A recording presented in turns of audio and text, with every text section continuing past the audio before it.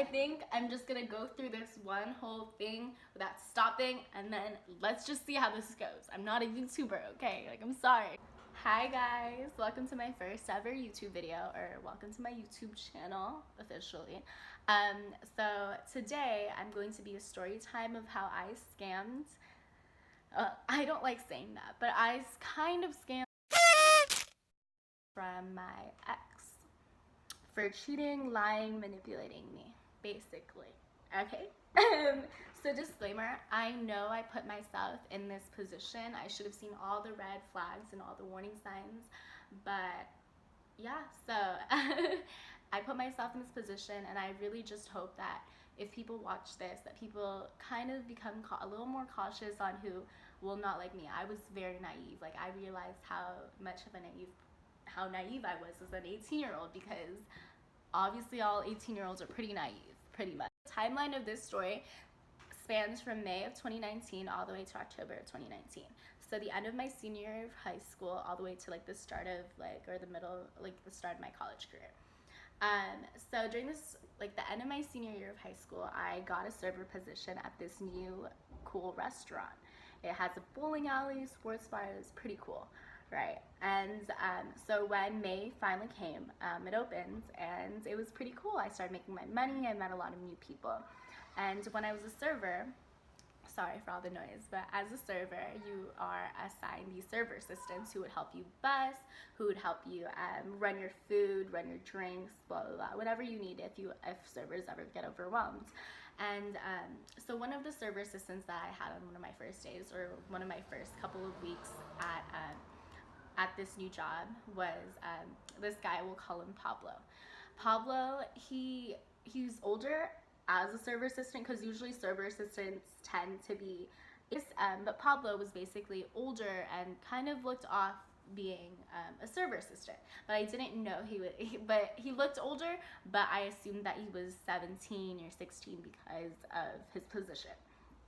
So as I started talking to Pablo, he informed me that he was 23 years old, that he was from a foreign country, blah, blah, blah. And I really liked Pablo at this time, because he would always consistently help me in busting all my tables, making sure like I wasn't stressed out. He would always consistently help me.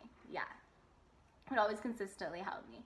And I really appreciated that. So I kind of gained a friendship through him, and like as I was gaining through friendships through everyone at that place. And keep in mind, at my restaurant, there were so many of the people from my high school, because there were so many people from my high school because it's in my hometown where my high school was. So once this new restaurant opened, everyone and their mamas got a job at this restaurant, basically.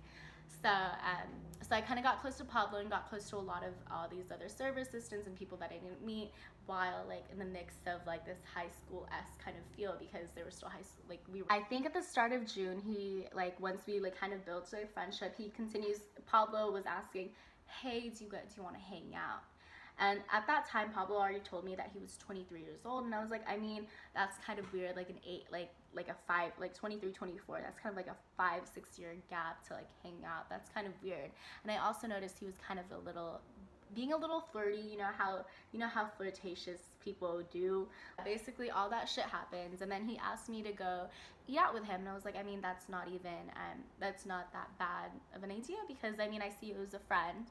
And so during our first hangout, it was pretty like chill, like he wasn't trying to come off as flirtatious. He was just friendly, how I would treat a regular friend. But at that first hangout, he actually confessed to me that his actual age was 27 instead of 23 or 24, or whatever age he told me. And he showed me the documentation to prove it. Hey, I'm actually 27 years old. And I was at the restaurant that we were sitting at when he told me this. I was like in shock. I was like, wow, you're actually 9 years older than me, close to 10. That's pretty crazy. I did, at first I kind of found it as a red flag, but I mean, in his given circumstance, I would understand. So basically we hung out, everything happened. And then a couple days later, he wanted to talk to me. He messaged me, he was like, hey, can we talk? It was 11 p.m. at night, and he was like, hey, Chloe, I know you have a boyfriend, but what are the chances of you like dating me if like you didn't have a boyfriend? And I was like, yo, you're kind of crazy. First of all, like there would be no, like that's cheating. Like hypothetically think that I don't have a boyfriend, you know, that's cheating to me. And then after that, he tried to kiss me. That's where I drew the line. That's where I was like, yo, we can't hang out anymore. Fast forward to July, we kind of like kept talking as friends and everything. But so me and my ex-boyfriend broke up, and that's a whole nother ex before this ex, if you know what I mean. Late June, I actually ended up breaking up with my ex-boyfriend at that time. And but Pablo was always there. He was a good friend. And I think that was really what his goal was. He didn't want to be a friend. He was there right when me and my ex-boyfriend, and obviously I should have realized, damn. And this guy's, I should also keep in mind that Pablo is a very flirtatious kind of person. I should have seen the warning signs to begin with, but that's my bad. But anyways, Pablo was being very annoying, and we kind of like just had like this summer fling kind of going on. And like 2 weeks into that summer fling, like I think I was also like, I was freshly out of a relationship, so obviously I didn't want to get tied down. So I was like, hey, look, I don't think that, like, I think that there should be like a friends with benefits, because that's, I think originally that's how it was supposed to be. But he kind of started saying, no, like if you talk to other people, like don't even talk to me anymore, like we're done, like what we have here is done. I'm like, yo, that you're kind of I mean, like I kind of see his point. And I was like, yo, but if you want to talk and be friends like with other people, other girls, you can. And he was like, no, I don't want to. And I was like, wow, okay, like this guy actually wants like just a two thing. And I'm like, fine, but for me, I was still keeping my options open. So all of July, we had like these crazy ass adventures. We'd go to the beach, like me and Pablo would have these crazy ass adventures. Like we'd go from the beach all the way to the city, to San Francisco, all in one day. Like there would be so many nights where we'd stay out till 6 a.m., 7 a.m. just talking about life and exploring like San Francisco, San Jose, like all these beaches together, you know? Like I thought it was a pretty cool thing. And like this guy like has actually like since he's older, like he's different. Since he's older, since he's foreign, like I've never actually been outside of my comfort zone. It was pretty cool. Like I actually really liked that different, and I grew to actually care and like him after a couple months. For some reason, like we would have arguments, and I'm like, why would we have arguments? We're not even in a relationship, you know? And like we would never discuss anything about relationships, because I forgot one of the major things. Pablo was supposed to go back to his home, either like, well, Pablo was never supposed to stay here 100%. Pablo was supposed to go back to the country like at the end of summer, or move to another country at the end. So he was only planning to stay until August of 2019. So from May to August, June, July, August, you know, he was only gonna work here for a couple of months and then move back or move to another place. So I was like, I mean, there was already a time limit ticking. So I was like, this is a summer fling. Like, he's not going to stay here for that long. He's going to leave. So I kind of had that mindset already to try not to get myself too attached. I think a bitch did. A bitch kind of got a little attached. Me and Pablo got into a huge argument. And we didn't talk for a couple of days. And I really didn't care, because, to be honest, we weren't anything. Like, who the frick cares? And he just messaged me out of random, and he was like, hey, I bought my ticket back earlier than expected, because I thought he was okay. Pablo was only supposed to stay from May to August, September, but he bought his ticket August, like a month earlier, because he was mad at me. And he was like, oh, I bought my ticket like because you weren't answering. There was no reason for me to stay anymore, you know? I'm like, annoyed. So I think that was late July when he bought it, but we kind of became more friends. Yeah. But then we continuously like hung out and everything. Again, we rebooted hanging out, So fast forward to early to mid-August of 2019. This was the time where he was getting ready to leave back to his. So then there was this one day where he asked me, we had this little adventure where we were going hiking on a trail. And he asked me, he was like, hey, can I hang out with Tiffany? Let's just say Tiffany. can I hang out with Tiffany and go have lunch with her? She invited me to go have lunch with her. And I'm like, okay, I mean, why do you have to ask me? We're not together.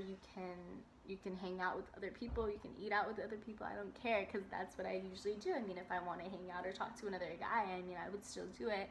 I was confused why he would ask me for permission. And that, like, the fact that he asked me for permission kind of made me think, oh, he's like, he actually considers how I feel. But nope, that bitch is just manipulative as fuck. Don't even. We just had a whole ass adventure, but at the end of the night, it kind of ended terribly because we got into another argument.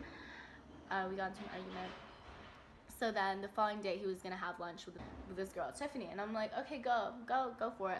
Like, an additional thing, kind of like okay with them having lunch. Well, I mean, like, I didn't even have a problem, but he was like, oh, Tiffany has a boyfriend, like, you shouldn't even worry about it, like, we're just friends. I'm like, I mean, like, okay, that's fine, I have guy friends, like, it's fine. So basically, I thought nothing happened, and then at the end of the night, he called me. He was like, hey, can I hang out with you? And then when he hung out with me, he was kind of falling asleep. It was like he came to my place at 2 a.m. or like 1 or 2 a.m. in the morning. And he was like, oh, nothing happened, I told Tiffany about us, blah, blah, blah. So for the next few weeks, he kind of like continuously asked, like, what's gonna happen after I leave for this? Or would you ever come visit me in my country? Would you ever do this? And I'm like, well, this was just the summer fling. I thought that I'd be single again after you left, you know, like 100% single, because I was essentially single, but with that like promise that he made me do, you know. So I was like, I mean, this was the time where he was getting ready to leave back to a country, and that was the time where we were planning to have a trip all the way to Yosemite. Like, we'll have one last big bang trip, like one big adventurous trip before you leave back to your country, because obviously I thought it was a summer fling that I'm never gonna see this guy again. So I mean, I guess the night before we were about to leave to Yosemite, he had this whole he had a party or a barbecue with his friends. And I'm like, I mean, if it's just a party with your friends, then I shouldn't even worry about, you know? So he was working that night and with my friend. So I picked up my friend from the restaurant because I wasn't working. And I saw him before he left to that party, and he hugged me and he was like, I love you. I never want to lose you, blah, blah, blah. I'm like, oh, that's kind of weird. And I kind of had this kind of like gut feeling. I was like, always motherfucking trust your fucking gut to check Tiffany's Instagram page to see what's going on. And I was like, okay. He never told me she was gonna be there. He said it was just his guy friends. Yeah. Why are you there? So I was kind of like, you know what, fuck it. Like, I don't care anymore. Like, he literally had, like, lied to me, so no. So I worked the following morning. I told him the night before, I was like, I think this is it. I think we're done. I think, have a nice trip back to your home country. Like, I think we're done. I think Yosemite's off. So that following morning, he didn't know I knew that Tiffany was there. So I was working at the restaurant. So I had like a morning shift. I was there in the morning. So he basically came in that morning to pick up his last check, and he was trying to talk to me. He was like, Chloe, like, are we still going to Yosemite? Like, why are you saying all these things? Why do you want to go? And I was like, first of all, who was there at the party last night? Was Tiffany there? And guess what he said? Guess what this dumbass said? I just wanted to see what he would say. And this dumb bitch said, no, she wasn't there. What are you saying? She wasn't there at all. Really? And then he was like, oh, fuck, I got caught in a damn lie. And I was like, and then he started, and then we were in this area where servers were supposed to be only, and he was literally, this guy, 6'3", I'm very short, I'm like 4'11". He fucking was on his motherfucking knees, basically the same height as I am.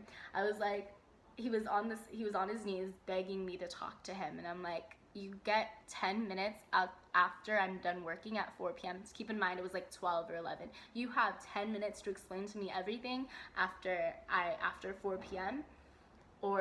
and that's it. And I'm done. That's all. So it was 11 a.m. and right when 4 hits, obviously he was like, hey, I'm here. I'm sorry for blah. We got into a huge fight, and eventually I forgave him. And we went to Yosemite, and I thought, oh, why should I be mad at him if nothing really happened, blah, blah, blah. To Yosemite, and I was just, obviously I was also done for believing him and all his lies. And then right when we were at Yosemite for only a night, or a day and a night, we came back. Everything was resolved, but he kind of like, we kind of were unsure. Like I was unsure about what was gonna happen after, but he continuously like, hey, like I want you to come back. I'll be back here sooner than you expected. So he said he would come back and visit. I think September, he left in August, so the entirety of September and like late August. So then like we were kind of doing LDR, long distance, but like, oh, you don't see other people, I don't see other people kind of deal.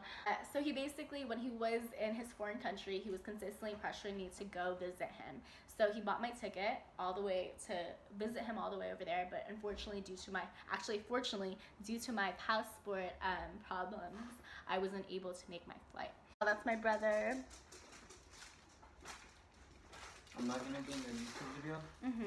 You're gonna be in mine if I make one. Okay guys, sorry, I'm just gonna continue this video with him being in the background, even though he's making so much noise. So what's the story about? Please let me finish my story first. Alright, go. Okay, so, and he was like, you know what, budget, I'll just buy my ticket for October 1st. And I was like, oh, you're just gonna stay for a week? No, he planned it for 3 weeks. So, in the month of September, I was in the process of moving out of my house into my own place. So by October 1st, so when he's here, like he's living with me. And then I started hearing some rumors. That's when it started getting to me, when all these rumors started continuously from more than one person. And I confronted Pablo while he was in this country. I was like, why are these people saying all this?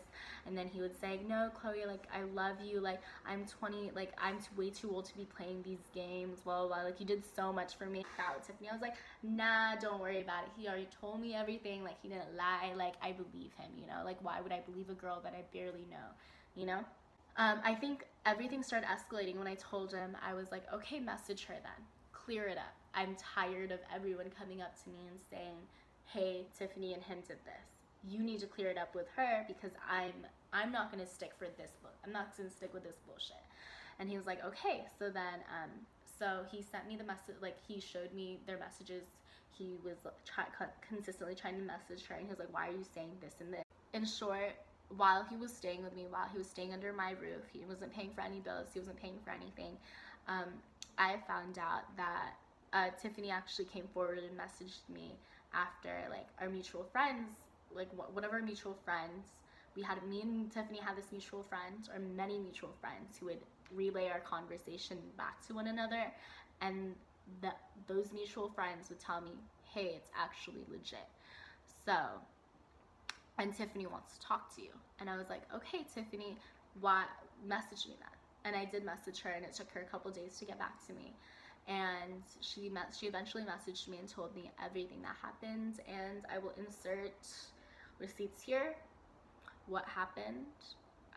So he basically, that night when they went to eat out, that day where he asked me for approval to eat, stuff actually happened.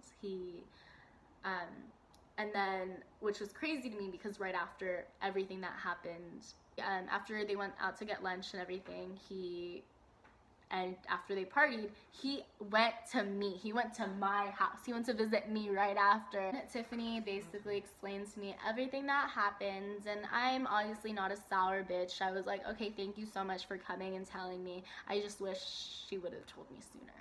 You know, like, Tiffany was not at fault, because obviously this guy, obviously Pablo was one, like, it takes two to cheat, and Pablo was obviously the one who kept continuously starting it, but she does have some fault in it, you know, because obviously Tiffany had a boyfriend during this time, and yeah.